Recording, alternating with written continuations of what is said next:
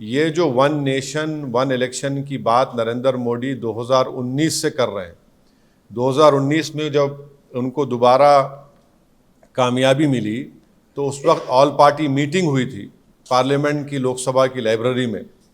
उसमें तमाम पार्लियामेंट में जितने एमपीज थे, लोकसभा राज्यसभा के, उनके पार्टी के लीडर्स को बुलाया गया। उस मीटिंग में मुझे अच्छी तरह याद है कि मेरी पार्टी और लेट हमारे जो सीपीएम के लीडर सीताराम येचुरी, हमने इसकी मुखालिफत की थी।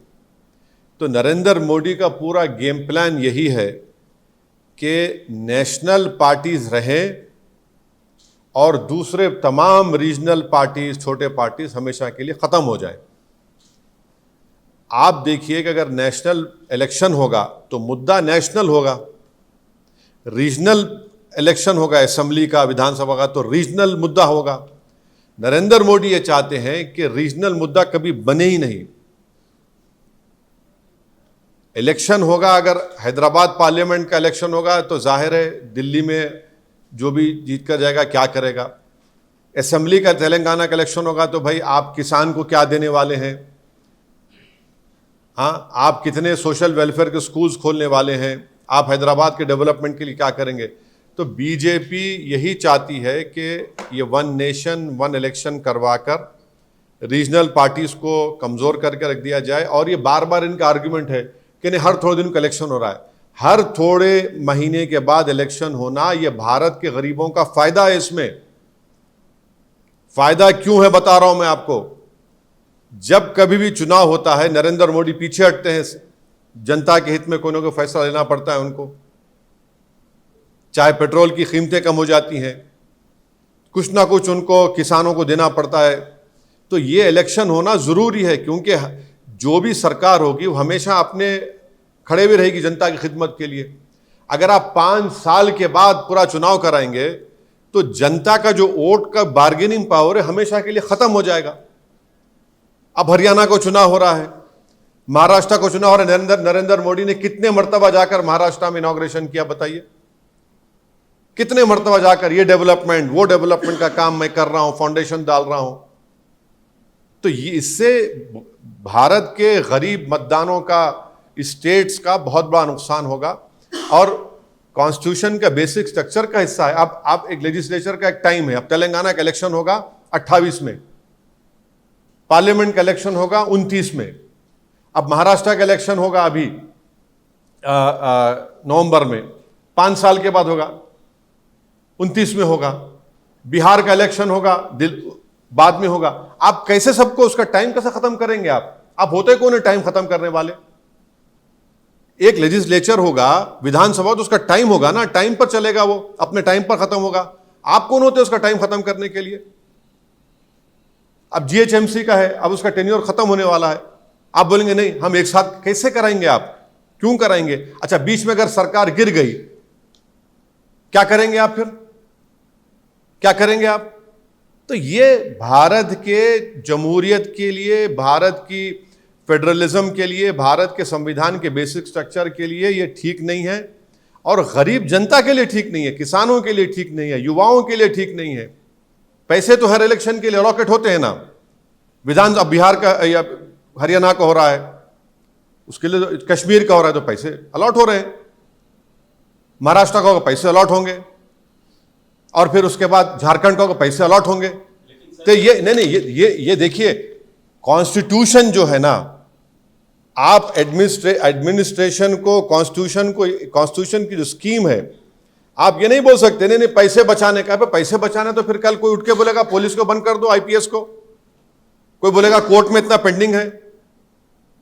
कन्वीनियंस के ऊपर ये सब नहीं करेंगे ना। कॉन्स्टिट्यूशन चलेगा तो कॉन्स्टिट्यूशन प्रिंसिपल्स के ऊपर चलेगा। तो बेसिकली नरेंद्र मोदी सिर्फ, क्योंकि बीजेपी की आइडियोलॉजी आरएसएस की हमेशा ही रही है कि वो रीजनल पार्टीज को नहीं चाहते, इसीलिए वन नेशन वन इलेक्शन का एक मार रहे हैं तुग्गा।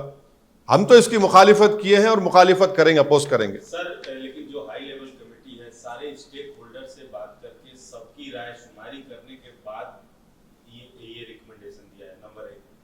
दूसरा, 1 मिनट, आपने रायशुमारी की तो कोई पत्थर की लकीर तो नहीं है ना। क्या कोई कोविड कमेटी भारत के फेडरलिज्म खत्म कर देगी? भारत के कॉन्स्टिट्यूशन में जो एक लेजिस्लेचर का एक फिक्स टेन्योर, उसको खत्म कर देंगे आप? Sir, one nation one election से फेडरलिज्म कहाँ? बिल्कुल है, फेडरलिज्म है। तो अगर मैं तो बता रहा हूं ना आपको, एक स्टेट का एक टेन्योर होता है असेंबली का, आप कैसे कटल करेंगे उसको? कर्नाटका का इलेक्शन आप बोलेंगे 29 में करा दो, उनका तो पहले इलेक्शन होना चाहिए कर्नाटका का। आप कौन होते हैं भाई? स्टेट की जनता का आप क्यों छीन रहे हैं? कर्नाटका की जनता बोलेगी भाई मैं इसको पसंद करूंगा, नहीं पसंद करूंगा। यूपी की जनता बोलेगी। आप कौन होते बैठकर करने वाले दिल्ली से? आप यही चाह रहे हैं सेंट्रलाइज हो जाए हर चीज। पहले आप देखिए कि आज साउथ इंडिया में कितना गम और गुस्सा है। 100 रुपये हम देते तो तेलंगाना को कितने पैसे आते? कितने पैसे आते कर्नाटका को? ये सब आर्गुमेंट्स निकलेंगे उसमें। आप पहले करवाइए सेंसस कास्ट का, आप पहले करवाइए, कानून लाइए, 50% रिजर्वेशन को ब्रीच करिए, वो करिए ना आप वो नहीं करना चाह रहे। आप युवाओं को नौकरी का कानून बनाइए, वो नहीं करना चाह रहे आप जो पॉलिटिकली बीजेपी को फायदा हो सकता है, नेशनल पार्टी को, अब वही करने जा रहे हैं। सर, आपने कहा कि इस देश में सर आजादी के बाद से पहले चुनाव से लेकर 1967 तक वन नेशन वन ये आर्गुमेंट पुराना है ना। हाँ सर, यही था उसका 68 69 में कुछ स्टेट में रिजोल्यूशन हुआ असेंबली का, पहले इसकी वजह से one nation one code automatically उन स्टेट में इलेक्शन होता है। लेकिन आजादी जब हुई उसके बाद जब चुनाव हुए 1967 तक वन नेशन वन इलेक्शन था। आप ये एक सुन लीजिए, मैं समझ गया। आप ये बताइए, आजादी के बाद, आजादी के बाद कितने रीजनल पार्टीज थे भाई? एक कांग्रेस थी, फिर आपके स्वतंत्रता पार्टी थी, और दूसरे जनसंघ थी, और उसके बाद कितने पार्टीज बने? कम्युनिस्ट पार्टी थी हाँ, अब तो इतने पार्टीज हो गए।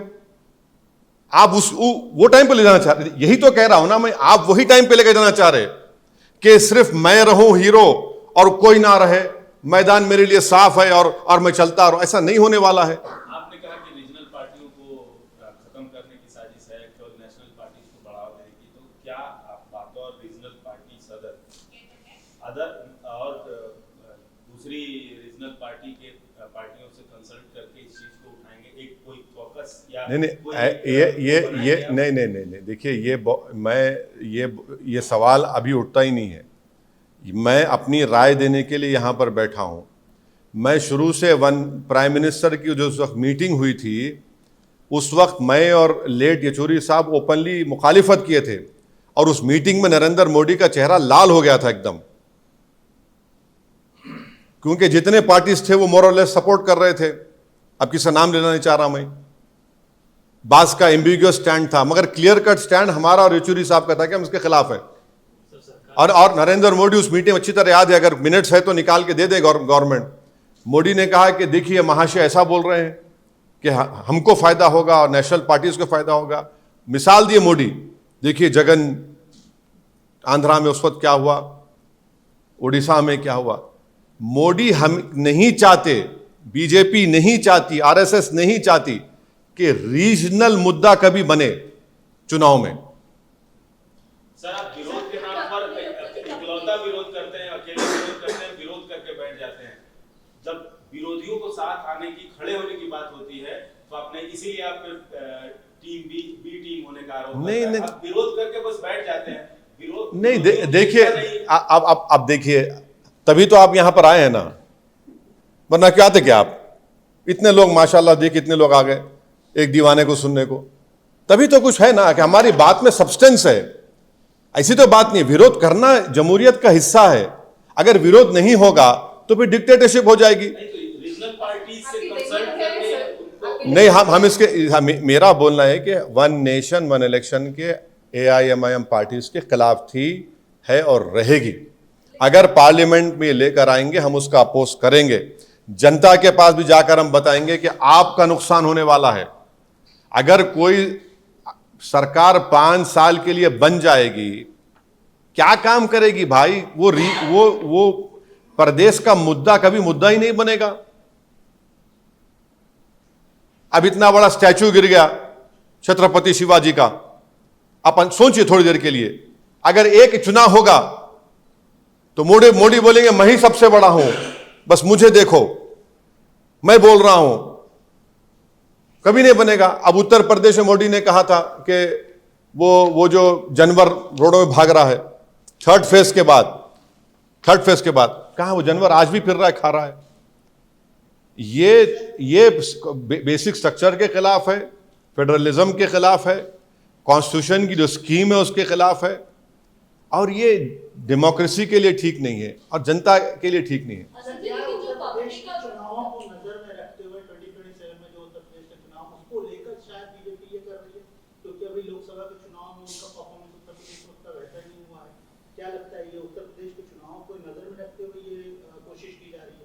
मैंने हो सकता इसी सवाल के हो साथ सकता सवाल है कि अब वन नेशन वन इलेक्शन की बात कही गई है, तो जो अब दीगर राज्यों में चुनाव होने हैं, तो क्या उसके नतीजे भी इस बात को बता सकते हैं कि पब्लिक इससे सहमत है या नहीं है? वो एक मसला हो सकता है, मुद्दा हो सकता है आपके लिए और विरोधी पार्टियों के लिए। क्या मुद्दा होगा? जनता फैसला देगी अपना। ये तो लग रहा है कि हरियाणा बुरी तरह हारने वाले हैं बीजेपी, और फिर लगता है कि कश्मीर में इनका खाता नहीं खुलेगा, जम्मू में मुकाबला होगा। अगर जम्मू के मुसलमान मुत्तहदा तौर पर वोट का इस्तेमाल करेंगे तो वहां पर भी इनका बहुत बड़ा लॉस होने जा रहा है। हरियाणा में तो बुरा हाल है, जितना हम सुन रहे हैं, खुद बीजेपी में रिवोल्ट है। सर, आपके शहर हैदराबाद में एक बड़ी घटना घटी है। केटीआर ने ट्वीट करके भी बताया 68 बच्चों का मौत हुआ है गांधी हॉस्पिटल में, और उससे ज्यादा कई महिलाएं भी मरी। टोटल 70 के करीब मौतें हुई हैं सिर्फ अगस्त के महीने में। तो आप नहीं, वो बोलना क्या चाह रहे वो? उन्होंने सवाल उठाया कि इतनी मौतें कैसे हो नहीं, एक महीने में। एक नहीं तो कैसे मौत हुई वो बोल रहे हैं, वो रीजन बता रहे हैं क्यों मौत हुई है। हाँ, नहीं वो बता रहे हैं कि क्यों मौत हुई है। भाई अस्पताल में कोई जीता भी है, अगर कि डॉक्टर्स की नेग्लिजेंस है तो यकीनन इंक्वायरी होगी ना। अस्पताल में अगर कोई इंतकाल हो रहा है किसी का तो नेग्लिजेंस है तो बताइए, वो बोल सकते हैं। मेरे को तो, मैं देखा नहीं उनका क्या वो ट्वीट किए, क्या वो एक्स पे किए क्या? अच्छा, एक्स पे किए। और उन्होंने पार्टी की फैक्ट फाइंडिंग कमेटी बनाई है जो जाके वहां हॉस्पिटल में जो पीड़ित हैं उनसे बात करेंगे और उसकी चीजें जानने की कोशिश करेंगे। जा सकते वो, नहीं वो कहीं भी जा सकते भाई, कौन रोका उनको? कहीं भी जा सकते हो, उनको जाना चाहिए। अच्छा है, जा रहे हैं, जाना चाहिए। आप सांसद हैं, आप क्या कर रहे हैं इस घटना पे? अरे भाई मेरे को नहीं, मैं तो अभी सुना हूं ना, मेरे कॉन्स्टिट्यूंसी में उस्मानिया आता है, मैं तो गवर्नमेंट को बोलकर नई बिल्डिंग बनवा रहा हूं। मैं तो कामयाब हो गया नई बिल्डिंग में। जो उस्मानिया की बिल्डिंग मैं तो बोल बोल के थक गया था इन लोगों को, बनाओ या तोड़ो, तो ना वो बनाए ना तोड़े। अब कम से कम रेवंत रेड्डी ने मेरी बात सुन ली, चीफ मिनिस्टर ने, और वो गोशामहल स्टेडियम में नई हॉस्पिटल बन रहा है उस्मानिया का, मैं शुक्रगुजार हूं। वो पूरे बेहतरीन बहुत बड़ी इमारत तामीर होगी अस्पताल के लिए। तो अब ये जो अभी आप इनके बारे में बोल रहे हैं, मैं तो मालूम करूंगा कि भाई अगर डॉक्टर्स की नेग्लिजेंस है तो हम कुछ बोल सकेंगे, वरना गैर जरूरी कि हम वो डॉक्टर्स को क्यों आप इल्जाम लगाएंगे। देखिए, गांधी हॉस्पिटल में 98% पूरे गरीब जाते हैं, उस्मानिया में गरीब जाते हैं, वहां पर उनके लिए वो बहुत बड़ी एक सहूलत है। अब कुछ हो रहा है तो नहीं मालूम, मैं बैठकर यहां पर वहां के डॉक्टर्स पे उंगली नहीं उठा सकता, और मेरी जिम्मेदारी भी है कि मैं बैठकर सिर्फ बोलूं ये जिम्मेदार है। भाई क्या हो रहा है, कैसे हो रहा है, हम पूछेंगे, मालूम करेंगे, सुप्रिटेंडेंट से बात करेंगे उसके बाद। केंद्र सरकार का कहना है कि 80% रेस्पोंडेंट्स जो थे इस वन नेशन वन इलेक्शन को लेकर सबने सपोर्ट किया। जिन्होंने नहीं किया है, जिन पार्टी ने नहीं किया है, अंदरूनी प्रेशर के चलते उनको भी कल करना पड़ेगा। अब अंदरूनी प्रेशर क्या पड़ने वाला नहीं मालूम मेरे को, अंदरूनी प्रेशर क्या होगा नहीं मालूम क्या होगा। लेकिन आपको नहीं लगता कि इन सारी चीजों का जो भी आपने सवाल उठाए उनके बारे में भी कमेटी में चर्चा हुई होगी और उसके बारे में भी कुछ सलाह मशवरा हुई होगी? क्योंकि जब आप सवाल उठा रहे तो ये सवाल तो पहले से जहन में थे और आपने पहले ही आपत्ति जताई।